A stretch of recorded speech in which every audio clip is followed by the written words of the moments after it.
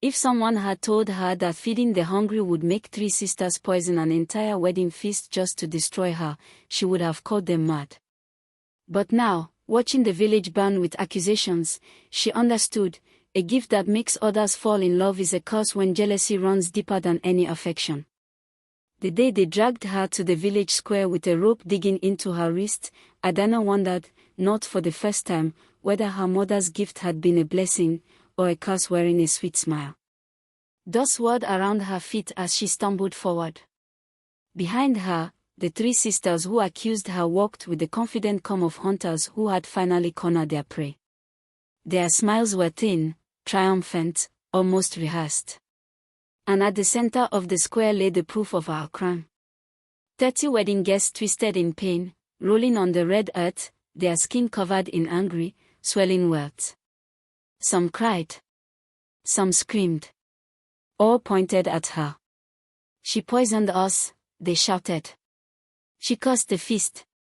She wants to destroy the marriage. Every word landed like a stone on her chest. The crowd murmured. Elders whispered. Children hid behind their mothers. Even the wind seemed to hesitate, as though it, too, was afraid to come too close. Adanna lifted her chin, though her heart trembled. She wanted to speak, to explain, to defend herself. But how do you defend yourself against a gift that even you barely understand? She closed her eyes. If only they knew, this story didn't begin with poison at all. It began 3 harvest seasons earlier, with a simple pot of soup.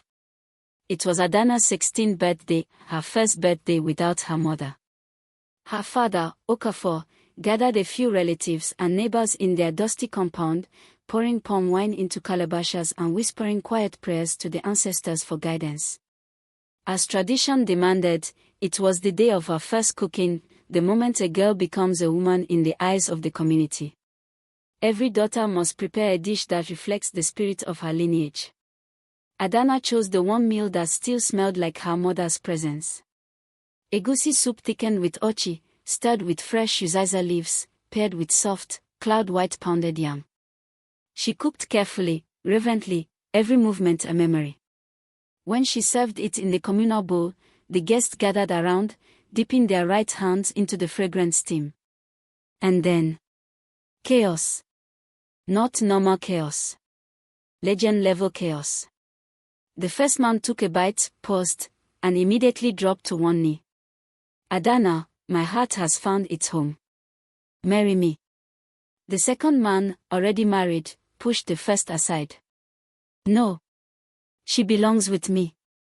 3 more men joined in, shouting over one another as their wives dragged them by the ears, cursing Adanna's beauty, her cooking, and even her unborn children. Then the women tasted it. 3 grown mothers clasped her hands, tears in their eyes. My daughter, the first one cried. I love you as if you were born from my own womb, the second sniffled. Come and live with me, let me adopt you, the third pleaded. Adanna froze. Children who had barely noticed her before, began to follow her like ducklings, singing her name, tugging her wrapper, refusing to leave her side. Within minutes, the entire village was in disorder. Homes shaken. Wives screaming. Men fighting. Children chanting. All because of one pot of egusi. But Adanna. She didn't feel proud. She didn't laugh. She panicked. That night, she slammed her wooden gate shut and locked herself inside her compound. She refused to cook again, for anyone outside her father and her little brother. She ran to Mama Nkiru, the oldest medicine woman in the village. Please, she whispered, gripping the elder's wrapper, cure me. Whatever this thing is, take it away. Mama Nkiru only shook her head sadly. Child, gifts of the spirit cannot be undone. Only guided. But Adanna didn't feel guided. She felt trapped. Her father saw the fear in her eyes. He recognized it, because he had seen that same fear in the eyes of his late mother-in-law, a woman rumored to have a mystical gift of irresistible cooking. He knew the dangers of envy, the dangers of human desire. So he protected her the only way he could. He spread a rumor that Adanna had sworn off cooking, that she had vowed before the ancestors never to prepare food outside her home again. People grumbled. Some mocked. Others begged him to reconsider, especially the rich men who wanted to pay heavily for her touch in their kitchens. But Okafor refused. And slowly, their household grew poorer. Work became scarce. Visitors stopped coming. Even celebrations avoided their home, because what was a feast without food? Yet he stood firm. Better poverty than his daughter consumed by others' greed. Adanna remained humble, quiet, withdrawn, despite possessing a gift powerful enough to move a village. But what others saw as a blessing, she experienced as a lonely burden. And while she tried to hide from the world had already begun plotting around her. The village was still buzzing with rumors about Adanna's strange cooking when the three sisters, Chinwe, Ngozi, and Amara, found their lives tangled in the consequences of her gift. Chinwe had always been the proud one, sharp-tongued, sharp-eyed, and certain of her place in the world. She was to marry Dubom, the handsome palm wine tapper whose family had already paid her bride price. But Dubom had been at Adanna's birthday gathering. He had eaten that fateful egusi. And the very next morning, he broke the engagement. Not politely. Not quietly. Dubom packed his raffia mat, left Chinwe's compound, and walked straight to Adanna's home, where he now camped like a traveling musician. He sat outside her gate from sunrise to moonrise, singing love songs, begging her to speak to him, swearing that his heart beat only at the sound of her footsteps. The shame was unbearable. Custom demanded that Chinwe's family return the bride price. People whispered, her own husband left her for a spoonful of soup. Every coin they returned felt like salt rubbed into an open wound. Chinwe watched from the shadows every evening, arms crossed, jaw clenched, hatred simmering like a pot left too long on the fire. Ngozi was the quick-tempered one, fire to Chinwe's stone. She had been courting Ebuka, a handsome trader known for his fine yams and final smile. Everything was going smoothly, until the morning he tasted Adanna's akara at the market. A single bite. Just one. That was all it took. By noon, Ebuka had abandoned his stall and was following Adanna around like a lost goat. He sang her praises as she tried to buy vegetables. He carried her basket uninvited. He even tried to sweep in front of her feet to clear her path. Ngozi snapped. She confronted Adanna in the full view of the market, grabbing her wrapper and shouting, Witch! Release him! Return my man! Adanna froze, mortified, but before she could speak, the market women rushed forward, pulling the two apart. Ngozi stormed home, humiliated beyond words, her pride bleeding. And then there was Amara, the youngest. Quiet. Gentle. The only one with softness in her voice. She felt sorry for Adanna. She saw the fear in the girl's eyes, the way she avoided crowds, the way she flinched when someone praised her cooking. Part of her wanted to help. But her sisters mocked her. You're weak like father, Chinwe sneered. Is that why you're always defending her? Ngozi spat. Amara folded under their words. To prove herself loyal, she began to join in their plotting. But inside her chest, her heart twisted with guilt. One moonless night, the three sisters gathered under the Udola tree, the ancient, looming giant that villagers whispered about. It was the place where secrets were made, and sometimes where curses were born. The air felt thick. Even the owls were silent. The sisters joined hands. Chinwe cut her palm with a small blade. Ngozi followed. Amara hesitated, but did it anyway. Their blood mixed on the dark soil as they chanted. We will not rest until the witch cook is driven from this village or destroyed. By our mother's grave, we swear it. A wind rushed through the branches, as if the spirits themselves had heard. Everyone knew. A blood oath was binding. Breaking it brought madness or ruin. But the sisters didn't care.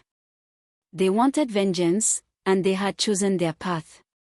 Adanna returned to Momankiru's compound, moving quietly through the dried herbs hanging from strings, clay pots arranged in circles, and shrines glowing with candlelight. The old woman didn't look up as Adanna entered. She only said, "I knew you would come, NWAM." Adanna knelt. "Mama, I don't understand this gift. It is causing trouble everywhere." Momankiru's hands paused over a bowl of crushed leaves. Then she sighed. "Your grandmother had warm hands too. The gift killed her." Adanna's heartbeat stilled. The old woman began her tale. "Your grandmother cooked food that made men love too quickly, too deeply. Kings fought over her. Brothers drew swords. Women wept at her doorway. One night, jealous rivals poisoned a feast and blamed her. She was chased from the village with stones." Momankiru's voice cracked. "She died alone in the forest, your mother barely a child." Adanna's breath shook. "My mother, she never told me." "She had the gift too," Momankiru said softly. "But weaker. Her food simply tasted better than everyone else's. She hid it well." The old healer leaned close, eyes sharp as lightning. "Listen to me, Adanna. Never cook when you are angry. Emotion enters food. A pot that feeds everyone breaks fastest. Watch the three sisters. They smile like crocodiles. And when they come with friendship," she whispered, "remember, snakes don't change. They only shed skin." Adanna nodded obediently, promising to be careful. But her heart ached for companionship, someone her own age, someone who didn't fear her, blame her, or chase after her like a love-struck animal.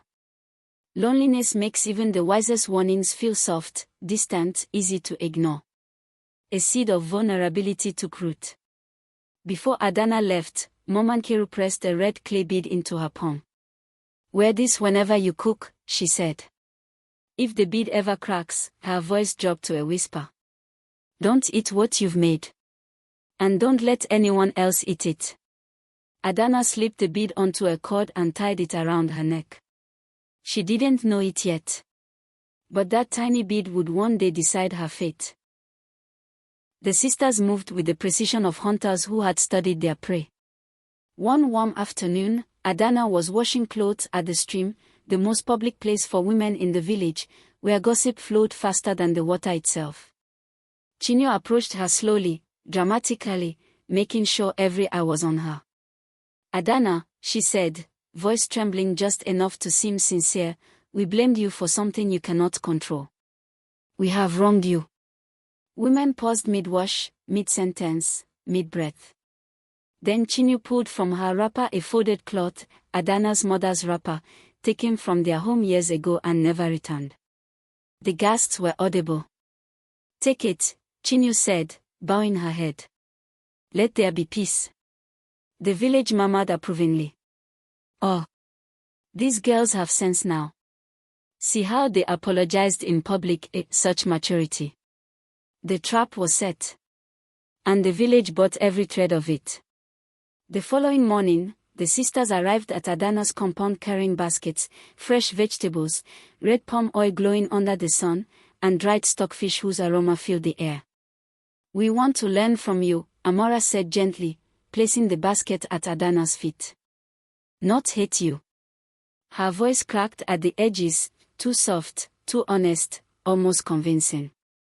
Adanna's father, standing in the doorway, narrowed his eyes. Gifts from snakes taste like poison." But the sisters only laughed, acting offended in a way that felt too polished. They began visiting every 2 or 3 days. They helped fetch water from the stream. They ground pepper on the stone until their palms reddened. They swept the compound and stayed to share stories, complaints, and laughter. It felt natural, comfortable. And slowly, Adanna's guarded heart loosened. One evening, as they all sat under the mango tree, the breeze soft and warm. Adanna burst into tears. "I thought I would be alone forever," she whispered. "Thank you. Truly." In her gratitude, she ran into the house and returned with a wrapped cloth bundle. "My mother's recipe book," she said, hands trembling. "I've never shown this to anyone." The sisters opened it carefully. Inside, delicate handwriting filled every page, notes, ingredients, secrets passed from mother to daughter. Chinwe and Ngozi exchanged a glance. A silent, triumphant look. But Adanna didn't see it. She only saw the smiles they'd practiced. Later that night, Okafor cornered her beside the cooking shed. "Adanna," he said quietly, "palm wine does not turn to honey overnight. Be careful." But she lifted her chin. "Papa, maybe people can change. Maybe I deserve friends too." He closed his eyes, a heavy pain settling in his chest. He knew the truth. Hope makes fools of even the wisest. The Igwe announced the biggest celebration of the year. The New Yam Festival, honoring Afejoku, the yam deity, and marking the new harvest. Every household had to contribute a dish. Refusal was unthinkable. The moment the announcement echoed through the village square, the three sisters exchanged wicked smiles. Their moment had come. They quickly volunteered to help Adanna prepare her contribution. "No one understands yam dishes like she does," Chinwe insisted. The elders agreed. Just as the sisters had hoped. On the night before the festival, while the moon hid behind clouds, they crept into Adanna's compound.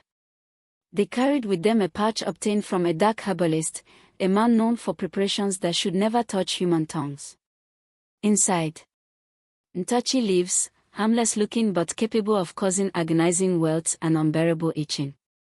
They mixed the Ntachi leaves with uziza, the aromatic spice Adanna used often. Side by side, they looked nearly identical. While Adanna slept peacefully in her room, the sisters switched the bowls. Then Ngozi tiptoed into her room and unclasped the red clay bead Momankiru had given her. The one meant to protect her. The one that could save her. They slipped out silently. Their plan was flawless. The sun rose to singing, dancing, and the smell of roasted yam.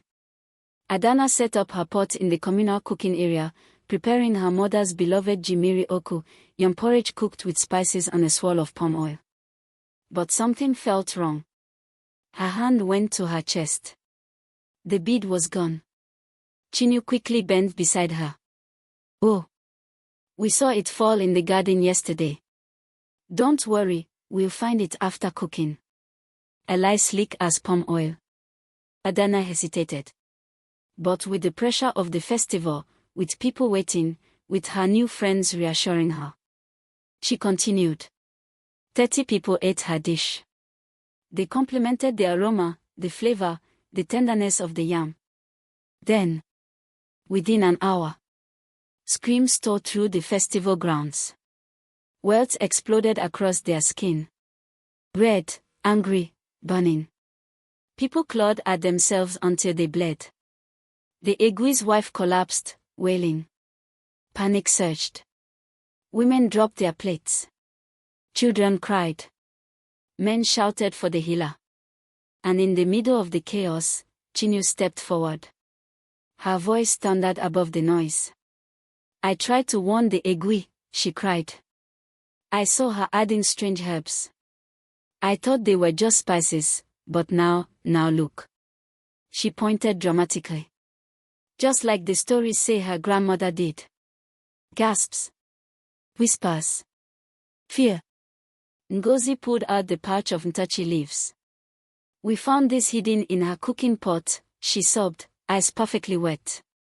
"We thought we could change her with kindness, but a witch is a witch." The village erupted. "Bind her. She will destroy us all." Before she could speak, before she could defend herself, strong hands seized her. They tied her wrist. Dragged her away. Her father tried to push through the crowd but was shoved back. Even Chidi, The blacksmith's apprentice, who admired her quietly, was thrown aside. They tossed her into the village holding hut. A small, dark enclosure where the accused waited for judgment. The door slammed shut. In the suffocating darkness, Adanna sank to her knees. She whispered into the emptiness. "Mama, your gift has destroyed me. If I die tomorrow, let Papa know I never meant to harm anyone. I only wanted to make people happy, the way you did." Outside, the mob chanted for her exile. Others, more furious, called for worse. Even the night seemed to hold its breath. Dawn broke slowly over Umwoma, a pale gold light spreading across the red earth like a silent warning. By first cockcrow, the entire village had gathered in the square. Men with folded arms. Women whispering. Children trying, yet failing, to hide their excitement. Today was the day of judgment. At the center sat the Igwe, draped in his coral beads, expression stern. At his right, the elders formed a half-circle, each holding a staff of authority.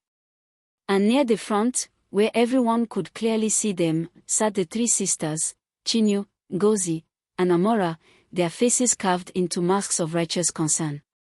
Drums rumbled once. Twice. The trial began. Victims stepped forward first, peeling back cloth to reveal raised, angry welts, some still oozing, some blistered.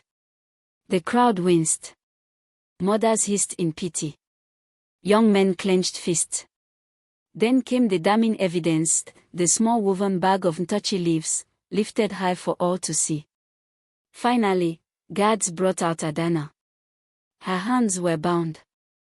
Her eyes swollen from crying the entire night. She stumbled as she walked, barely able to lift her head. Gasps rippled through the crowd, even those who believed her guilty had not expected her to look this broken. The Egwe's voice boomed. "Adanna, daughter of Obioma, you stand accused of poisoning your people during the festival of Afejioko. Speak." Her voice trembled like a leaf in harmattan wind. I would never harm anyone. I don't even know what Ntochi looks like. My mother taught me to heal, not hurt." Before she could say more, Chinwe rose sharply, bowing with exaggerated respect. "Your Highness, everyone knows her family's gifts. Her grandmother was exiled for the same crime. Wickedness runs in their blood." Murmurs erupted. Heads nodded. Adanna's knees weakened. Just as the Igwe lifted his staff to speak, a frail voice cut through the noise. "Igwe, let truth walk before judgment." The crowd parted. Mama Nkeru, the oldest healer in 3 villages, shuffled forward. Her back bent like a question mark, her wrapper tied tight around her tiny frame. In her hands, she carried something wrapped in banana leaves. She bowed low. "Igwe, before you condemn this child, smell this." She unwrapped the bundle, fresh, dark green Uziza leaves, perfectly preserved.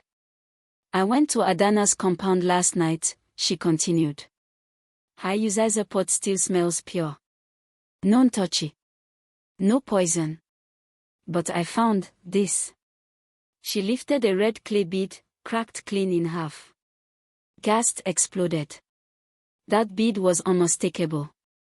"This," Mama Nkeru said, shaking it gently, "is the protection charm I made for her. She never cooks without it.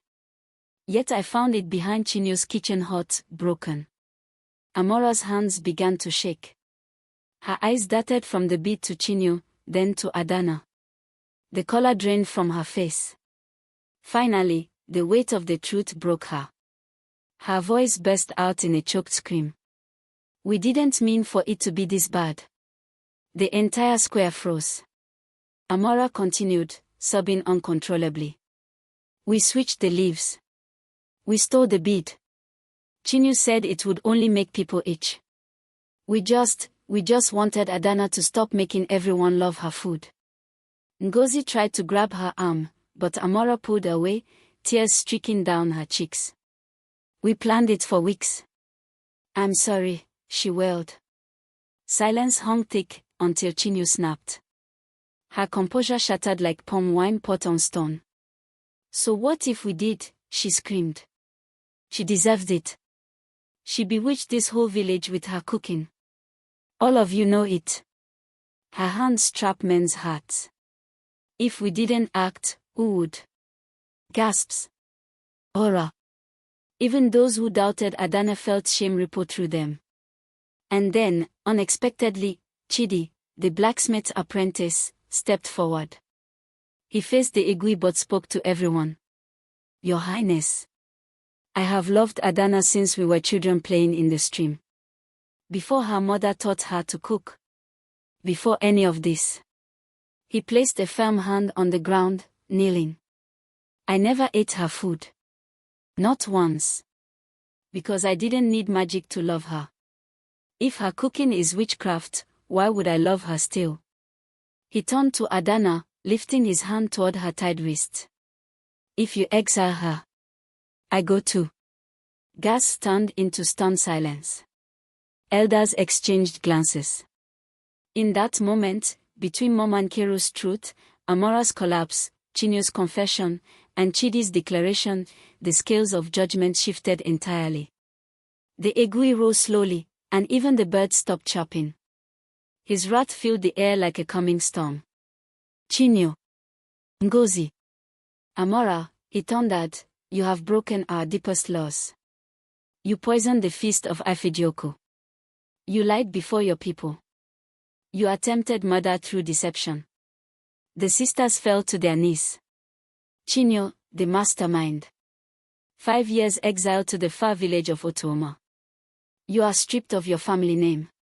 Any bride price you earn will go to Obioma, Adanna's father, as restitution. And in your family compound, your name shall not be spoken." A shockwave of murmurs swept the square. Losing one's name was like losing one's soul. Ngozi, the enforcer. 3 years exile. You will work the yam fields of every family you harmed. You may not marry until your debt is fully paid. Ngozi collapsed, wailing so loudly that children flinched. Amara, the follower whose conscience broke. 1 year under Momankero's care. You will learn healing, not harm. If you prove changed, you may return. And every month, for 1 full year, you will publicly apologize to the people. Amara nodded through tears, relieved to finally breathe. Then came the harshest punishment of all. For 1 full moon cycle, the Igwe declared, you will cook every meal for the people you poisoned. You will serve them with your own hands. You will watch them eat. And until their welts heal, you will eat nothing but cassava porridge and water. The crowd exploded with reactions. Some sighed with relief. Some clapped. Older women murmured, harsh, but fair. Children pelted the sisters with palm kernels, traditional shaming. Chinwe glared defiantly through it all, eyes burning with unrepentant hatred. Ngozi shook uncontrollably. Amara bowed her head, tears dripping into the dust. Justice, public, final, and unforgettable, had been served. The village of Umoma was unrecognizable. Palm fronds lined every compound. Drums echoed across the hills. Children ran barefoot with cowries tied in their hair. It was Adanna's wedding day. She wore her mother's coral beads, polished, radiant. The morning sun kissed her forehead as she stirred a pot for the wedding feast. She shouldn't have cooked today, but Momankero insisted on adding protective herbs, just enough to keep the food divine, but harmless. Nearby, Chidi tried pounding yam. Tried. Each miss made the villagers snicker. Each mistake made Adanna laugh, her laughter light enough to lift spirits skyward. Her father, Okoye, stood aside with a calabash of palm wine, whispering to the air as he poured libations. She found it, my love, she found what you always wanted for her. Someone who sees her heart. Across the compound, Dubom, the man Chinwe once bewitched, walked with his new wife. The enchantment had long broken, his eyes were clear now. And then, in small glimpses, Chinwe, in the shadows of the forest, watching from afar. Still bitter. Still plotting. Some hearts are stones that no river can soften. Ngozi, in the fields, sweating, crying, bent beneath the weight of labor and consequence. Amara, beside Momankeru, grinding herbs with a small, peaceful smile. She had found healing through service. Their fates were the mirror image of Adanna's rise. As tradition demanded, Adanna served the first plate of food to Chidi. He took a dramatic bite and immediately staggered. "Oh no," he cried. "I'm falling in love with you all over again. Whatever will I do?" She slapped his arm playfully. "You're terrible at pretending." He leaned closer, voice soft enough to melt her heart. "I'm not pretending. I fall in love with you all over again, every single day." The drum softened. The crowd faded into the background. "They say my grandmother's gift killed her. My mother feared it would kill me too. But I learned something they never knew. The real curse isn't cooking that makes people fall in love. It's believing that's all you're worth. My husband loves my cooking. But he loved me first. And that made all the difference." The village, grateful, healed, renewed, stood behind them. Chidi and Adanna walked into their new home, built by the community. The door closed gently. In that village, they still tell this story. Not as a warning about jealousy, though that is part of it. But as a reminder. The most powerful magic isn't in the pot. It's in seeing someone for who they truly are.